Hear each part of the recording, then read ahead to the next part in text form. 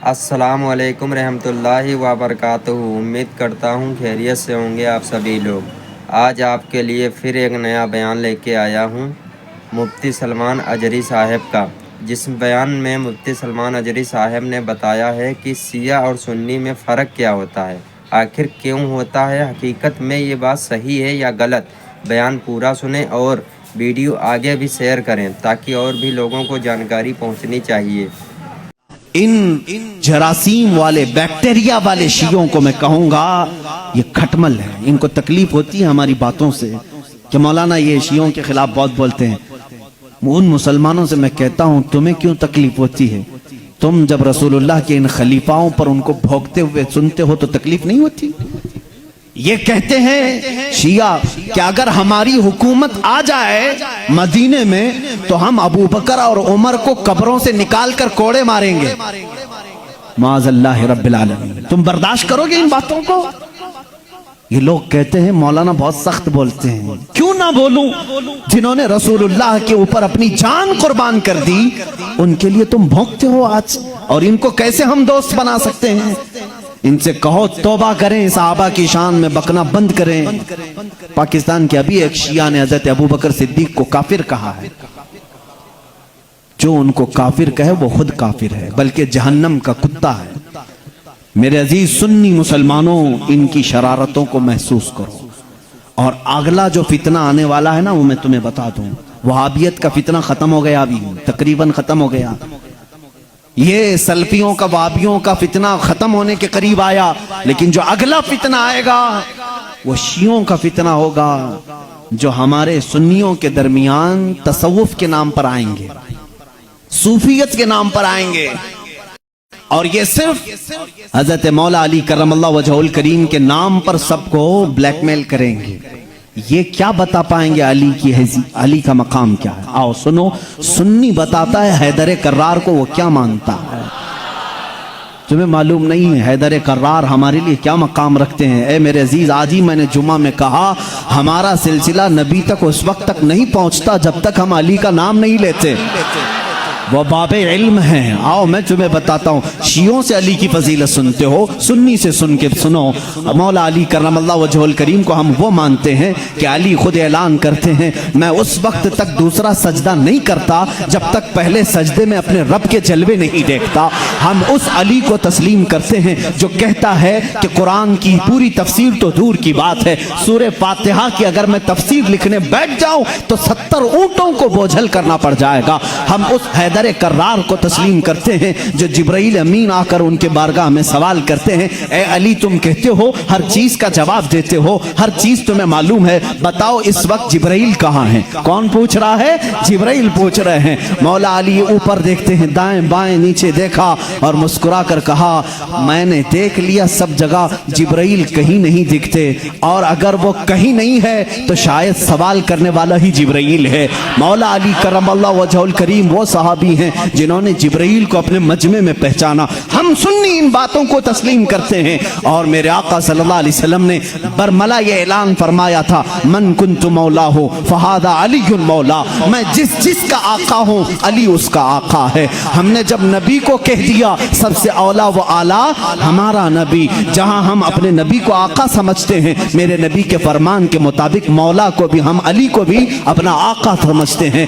ہم سنی علی کرم اللہ وجہہ الکریم کی نسبت یہ سمجھتے ہیں ہمارے سلسلے اس وقت تک ختم نہیں ہوتے جب تک علی کی بات نہ ہو، لیکن تمہاری طرح نہیں کھٹملو، ہم تمہاری طرح سے علی کی فضیلت نہیں بیان کرتے جو یہ کہتے ہیں علی رب الارباب ہے، علی خالق اللہ ہے، معاذ اللہ رب العالمین۔ ہم وہ باتیں نہیں کہتے جو تم کہتے ہو کہ نبوت اصل علی کو ملنے والی تھی، علی سو رہے تھے تو جبرائیل بھول کر محمد کو دے گئے۔ ہم وہ فضیلت نہیں بیان کرتے، ہم تو کہتے ہیں مولا علی کرم اللہ وجہہ الکریم کو کہ انہیں جو کچھ بھی فضیلت ملی ہے وہ رسول اللہ کے شرف سے ملی ہے، میرے آقا کی نسبت سے بھی ملی ہے۔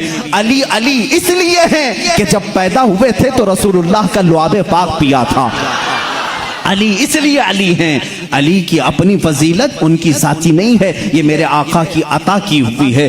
رسول کریم صلی اللہ تعالیٰ علیہ وسلم کے لیے حیدر کرار اس وقت کھڑے ہوئے تھے جب سارے مکہ والوں نے انکار کیا تھا، جب پورے مجمع میں حضور اکرم صلی اللہ علیہ وسلم اعلان فرما رہے تھے ہے کوئی میرے دین کی تقویت کے لیے کھڑا ہوگا۔ مجمع میں بڑے بڑے لوگ تھے، لیکن 9 سال کی عمر میں علی مرتضیٰ کھڑے ہوتے ہیں، کہتے ہیں اے محمد صلی اللہ علیہ وسلم میں مانتا ہوں آپ اللہ کے رسول ہیں۔ یہ پہلا مسلمان تھا جو پورے مکہ میں برملا کہتا ہے اے نبی جو تم آئے ہو دین لے کر کے وہ سچا دین ہے۔ میرے نبی نے یہ نہیں کہا 9 سال کا بچہ اتنے بڑے دین کی کہاں لے کر یہ ذمہ داری چلے گا، نہیں، میرے آقا نے اسی دن دعا کے لیے ہاتھ اٹھایا، اے مولا اس 9 سالہ بچے کی ٹانگوں میں قوت عطا کر دے۔ اس قوت کا عالم یہ ہے اللہ اللہ، خیبر کی جنگ میں چلو، حیدر کرار کی شجاعت دیکھو۔ خیبر کی جنگ ہو رہی ہے، یہودیوں کا ایسا قلعہ جس پر انہیں ناز تھا کہ پوری دنیا کی سپر پاور مل کر کے بھی ان کے قلعے کو توڑ نہیں سکتی، مگر میرے نبی تشریف لے گئے ہیں۔ قلعے کا محاصرہ ہو چکا تھا، جنگ نہیں ہو پا رہی تھی، یہودی اوپر سے تیر پھینکتے تھے، صحابہ پیچھے ہٹ جاتے تھے۔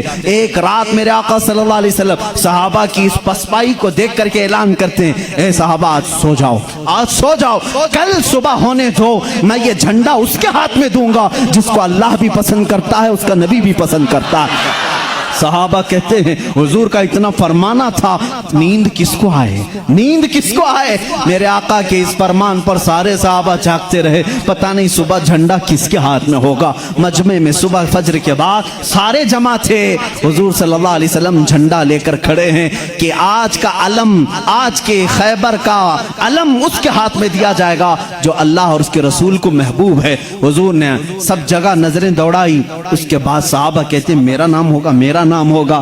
اچانک میرے آقا کی زبان سے نکلا علی ابن ابی طالب کہاں ہے؟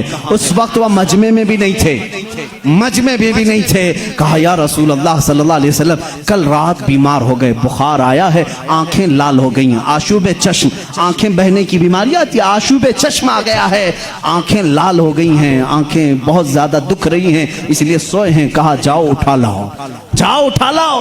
اٹھ کر کے آئے، اسی حالت میں آئے، بخار زدہ بدن ہے، آنکھیں تپ رہی ہیں اور آنکھوں سے پانی روا ہے۔ میرے آقا صلی اللہ علیہ وسلم نے وہ علم حیدر کرار کے ہاتھ میں دیا، کہا علی جاؤ، آج کی فتح اللہ نے تمہارے نام لکھی ہے۔ کسی صحابی نے یہ نہیں کہا اتنی بڑی جنگ کا علم بیمار کے ہاتھ میں دیا، آشوب چشم کے ہاتھ میں دیا، نہیں، صحابہ کا یہ یقین تھا جس کے ہاتھ میں میرے آقا پرچم پکڑا ہے پوری دنیا الٹ پلٹ ہو جائے گی، فتح اس کے قدموں میں ہی ہوگی۔ دیکھا بھی صحابہ نے حضرت علی کرم اللہ وجہ الکریم اس دن بیمار تھے۔ اللہ اللہ، بیمار کا حال جب یہ ہے تو پھر صحت کا حال کیا ہوگا؟ حیدر کرار للکارتے ہوئے خیبر کے یہودیوں کو پکار رہے ہیں آ جاؤ، جس کی ماں نے جنم دیا ہے وہ میرے سامنے آئے۔ اس وقت ایک مرحب نامی بڑا یہودی تھا جس کو ناز تھا کہ وہ 1000 سے اکیلا لڑ سکتا ہے، اکیلا لڑ سکتا ہے۔ وہ گرجتے ہوئے آیا، ہے کوئی آج مسلمانوں میں جو میرے مقابلے میں آئے؟ حضرت علی کرم اللہ وجہ الکریم نے ایک ہی جواب دیا، پورا شعر مجھے یاد نہیں، کہا انا الذی سماک حیدرا، اے آدمی تو میرے سامنے آیا ہے، آجا میری ماں نے میرا نام حیدر رکھا ہے۔ حیدر کسے کہتے ہیں تفصیل میں جاؤں گا، عربی کی خصوصیت پر بڑی لمبی بحث ہو جائے گی۔ عربی میں صرف شعر کے لیے 1000 لفظ آتے ہیں، شعر کے لیے اسد بھی کہتے ہیں، غضنفر بھی کہتے ہیں۔ شعر کو جو ہے جیسے انگلش میں لائن ہے، ٹاگر ہے، تھوڑی تھوڑی سی تقسیم کے بعد عربی میں شعر کو اسد بھی کہتے ہیں، غضنفر بھی کہتے ہیں، عباس بھی کہتے ہیں، حیدر بھی کہتے ہیں، کئی نام آتے ہیں، لیکن شعر سب ایک ہی طرح کے نہیں ہوتے ہیں، شعر سب ایک ہی طرح کے نہیں ہوتے۔ حیدر اس شعر کو کہتے ہیں جو بار بار پلٹ کر کے حملہ کرتا، کبھی ہار نہیں مانتا، پچھاڑتا ہوا۔ حیدر کرار علی کرم اللہ وجہ الکریم اس مرحب کے پاس آئے اور اس جنگ کا پانسا اسی وقت پلٹا۔ تھوڑی ہی دیر کے بعد وہ غراتے ہوئے جیسی آیا، آپ نے اپنی تلوار سے اس کے سر پر مارا، جس کی وجہ سے اس کا سر 2 ٹکڑے ہو کر زمین پر آیا۔ مرحب وہ یہودیوں کا رئیس سردار چند سانحات میں، چند لمحات میں زمین پر آیا۔ اس وقت پورے مسلمانوں نے نعرہ تکبیر بلند کی تھی، سب سے پہلا جو قتل بدر میں بھی ہوا تھا وہ حیدر کرار نے ہی فرمایا تھا. علی کرم اللہ وجہ الکریم نے وہاں پر عبد ود کو مارا تھا. اور ہر جنگ میں میرے آقا صلی اللہ علیہ وسلم اپنا نائب بنا کر کے جسے بھیجتے ہیں. ہم سنی اس فضیلت کے قائل ہیں, ہم اس فضیلت کے قائل ہیں. مولا علی کرم اللہ وجہ الکریم کے ساتھ اتنا ہی نہیں, 9 سال کی عمر میں میرے آقا نے جو دعا دی ان کو, اس دعا کا ثمرہ یہ ہے, فتح ہو گیا خیبر, لیکن اس کا دروازہ جو تھا وہ اتنا بھاری تھا کہ 40 صحابہ مل کر اسے ہلا رہے تھے, ہل نہیں رہا تھا. 40 صحابہ. میں سمجھتا ہوں اس وقت کے صحابی کی ایک صحابی کی طاقت آج کے 100 باڈی بلڈر کی طاقت ہوگی. آج کے جو 100 باڈی بلڈر, ایک کچے باڈی بلڈر نہیں, جو اچھے باڈی بلڈر ہیں, ان کی 100 جوانوں کی طاقت کے برابر ایک صحابی کی طاقت ہوگی.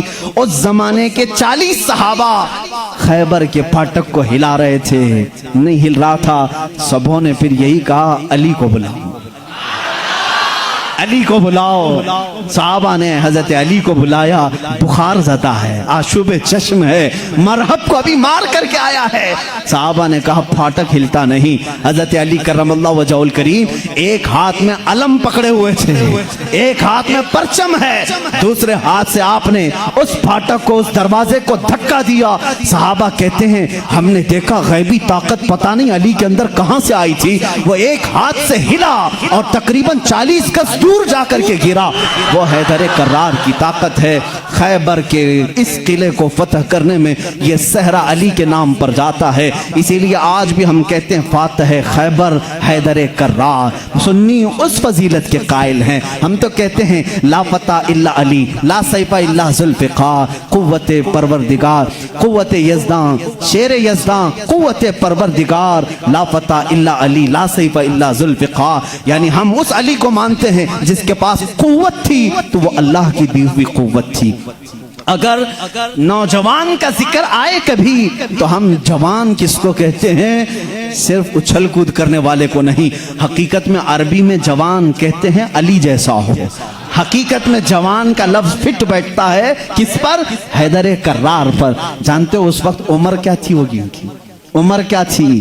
نوجوانوں کو اپنی جھولی میں جھانکنا چاہیے, میرے لیے بھی, سب کے لیے بھی. علی کرم اللہ وجہ الکریم کی عمر اس وقت صرف 26 سال کی تھی. حیدر کرار کا وہ مقام دیکھو جہاں قوت اور طاقت اس مقام کو پہنچی ہوئی ہے. نوجوانوں کبھی اس علی سے پوچھا آپ نے یہ طاقت آئی کہاں سے آپ کو, یہ قوت کیسے آئی؟ یہ وہ نہیں ہے جو جیم میں بنائی ہوئی باڈی تھی. وہ علی ابن طالب کاجو بادام اور مہنگی غذائیں کھا کر کے بنائی ہوئی جسم کے مالک نہیں تھے. علی تو وہ تھے جو دن بھر باغیچے میں کام کرتے تھے اور شام کو 2 درہم تنخواہ لاتے تھے, 2 درہم تنخواہ لاتے تھے. مولا علی کرم اللہ وجہ الکریم کے گھر میں ایک بار سیدہ کائنات فاطمہ الزہرا رضی اللہ تعالیٰ عنہا کی کنیز سیدہ فضہ نے منت مانگ لی تھی, بچے بیمار ہیں, صحیح ہو جائیں گے تو ہم سب مل کر کے روزہ رکھیں. 3 روزے رکھنے کی منت مانگی تھی, بچے صحیح ہو گئے, حسنین کریمین صحیح ہو گئے, تو اب منت پوری کرنی تھی, روزہ رکھے. روزے میں افطار کیا کریں؟ حضرت علی رضی اللہ تعالیٰ عنہ آٹا لے کر کے آئے, 5 روٹیاں بنی. کتنی؟ 5. گھر میں بھی 5 ہی لوگ تھے, حضرت علی, حضرت فاطمہ, حسنین کریمین اور فضہ کنیز. 5 روٹیاں بنی, لیکن افطاری کے لیے بیٹھے تھے. اسی وقت ایک باہر سے کسی فقیر نے آواز دی, مسکین ہوں, مجھے کوئی کھلا دے. سیدہ کائنات نے وہ 5 روٹیاں جھولی میں ڈال دی, پانی پی کر کے افطار کیا, پانی پی کر کے افطار کیا. منت کا اور بھی ایک روزہ تھا, 2 روزے اور تھے, دوسرے دن روزہ رکھے. روزے کے عالم میں حضرت علی رضی اللہ تعالیٰ عنہ پھر کام کے لیے چلے گئے باغیچے میں, 2 درہم لے کر کے پھر آٹا لے کر کے آئے. آج دفتر خان پر دوسرے دن کا روزہ کیا ہوتا ہوگا, یہاں پہلے دن کے روزے میں چکر آتے ہیں, دوسرے دن کے روزے پر دسترخوان پہ پھر 5 ہی روٹیاں تھیں. ایک یتیم بچہ آ کر کھڑا ہو گیا, کہا اہل بیت کا گھرانہ ہے, کوئی مجھے کھلا سکتا ہے؟ سیدہ کائنات نے پوری 5 روٹیاں دی تھی, ایک دے دیتے, 4 رکھ لیتے, پوری دے دی. پانی پی کر کے روزہ رکھے. تیسرا بھی روزہ تھا اور تیسرے دن بھی کام کرنے کے لیے. تیسرے دن بھی آئے اور پھر 5 روٹیاں بنی. آج افطار کے لیے بیٹھے تھے تو جیل سے چھوٹا ہوا ایک قیدی آ گیا. پہلے دن مسکین آیا, دوسرے دن یتیم آیا, تیسرے دن ایک قیدی آیا. کہا بڑے دن ہو گئے اچھا کھانا کھا کر کے, میں کہیں اور کیوں جاؤں, میں نے سوچا علی کے گھر جاؤں, یہاں سے کچھ تو مل ہی جائے گا. 5 روٹیاں پھر اٹھا کے دے دی. 3 دن روزہ بھی اور افطار بھی نہیں.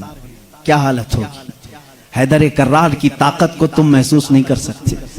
سیم وہی چیز جو عثمان غنی کی دولت نہیں سمجھ سکتے, اسی طرح حیدر کرار کی طاقت بھی سمجھ میں نہیں آئے گی.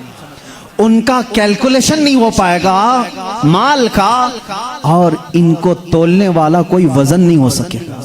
حیدر کرار کی طاقت کیا تھی میں سمجھتا ہوں کوئی وزن ان کو تول نہیں سکے گا. اس دن بھی بغیر افطار کیے پانی پر تھے, لیکن پیٹ سے لگ گیا ہے. بچے کنارے بیٹھے ہیں. رسول کریم صلی اللہ تعالی علیہ وسلم گھر میں آئے, بات کرنے کی سکت نہیں تھی. حضور نے پوچھا یہ کیا حال ہے؟ حضور اکرم صلی اللہ علیہ وسلم ابھی پوچھ رہے تھے, جبرائیل آیت لے کر آ گئے. یطعمون الطعام علی حبہ مسکینا و یتیما و اسیرا. اے رسول, یہ وہ گھرانہ ہے جو اللہ کی محبت میں کبھی مسکین کو کھلاتا ہے, کبھی یتیم کو کھلاتا ہے, اور کبھی قیدی کو کھلاتا ہے. اور اللہ ان کا امتحان لے رہا تھا. اے رسول, جنت سے ان کے لیے دسترخوان بھیجا گیا ہے, کھانے نعمت ان کے گھر میں اترا, جنت سے کھانا آیا. کھانا کھانے کے بعد جانتے ہو جبرائیل امین نے بتایا, یا رسول اللہ صلی اللہ علیہ وسلم کہہ دیں مبارک ہو علی, مبارک ہو فاطمہ, وہ مسکین آیا, ایک دن یتیم آیا, ایک دن قیدی آیا. وہ کوئی یتیم, کوئی مسکین, کوئی قیدی نہیں تھا, وہ تو اللہ کے فرشتے تھے جو اہل بیت کا امتحان لے رہے تھے.